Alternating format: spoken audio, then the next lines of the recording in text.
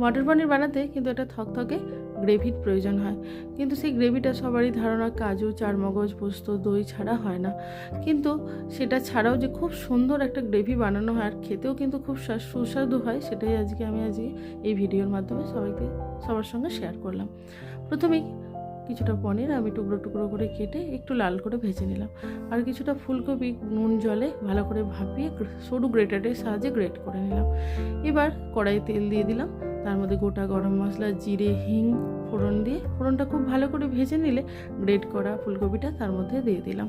খুব ভালোভাবে এটা ভেজে নেব, যতক্ষণ না পর্যন্ত ফুলকপি থেকে তেল ছাড়ছে ততক্ষণ পর্যন্ত এটাকে খুব ভালোভাবে ভাজতে থাকবো।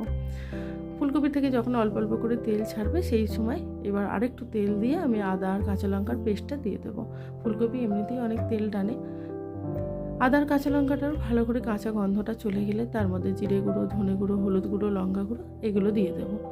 এগুলো দিয়ে ভালো করে ফুলকপির সঙ্গে খুব ভালোভাবে কম গ্যাসে একটু কষতে থাকবো।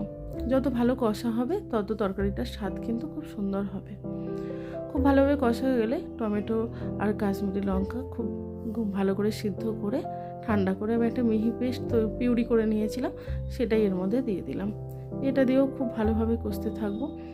যখন তেলটা ছেড়ে যাচ্ছে ঠিক সেই সময় ওই টুকরো করা পনির থেকে কাঁচা পনির 6-7টা মতো পনির আমি ভালো করে মিহি পেস্ট করে এর মধ্যে দিয়ে দিলাম।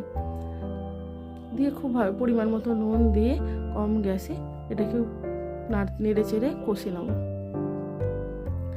এবার অল্প অল্প জল দিয়ে তেলটা যখন উপরে ভেসে উঠবে সেদ্ধ করা মটরশুঁটি এর মধ্যে দিয়ে দিলাম। এবার পনিরটা দিয়ে জল দিয়ে ফুটতে দেবো। আমার এই ভিডিও করার পদ্ধতি যদি ভালো লাগে তাহলে অবশ্যই লাইক, শেয়ার এবং সাবস্ক্রাইব করে পাশে থাকবেন। গ্রেভিটা দেখে কি একটুও মনে হচ্ছে যে এখানে কোথাও কাজু বা পোস্ত, চারমগজ এইসব কিছু দেওয়া নেই? কেউ বলবেই না এটা ফুলকপি বাটা দিয়ে তৈরি। এবার একটুখানি ঢাকা দিয়ে এটাকে বেশ ভালো করে ফুটতে দেবো। নামানোর পর একটু কিচেন কিং মশলা, যেটা আমি বাড়িতেই তৈরি করেছিলাম, সেটা দিয়ে খুব ভালো করে নাড়াচাড়া করে সার্ভ করব। অথেন্টিক টেস্ট হয়, কেউ না বানিয়ে খেলে এটা কেউ কখনো বুঝতে পারবে না এর স্বাদটা কত সুন্দর হয়। এতক্ষণ ধরে ভিডিওটি দেখার জন্য অসংখ্য ধন্যবাদ।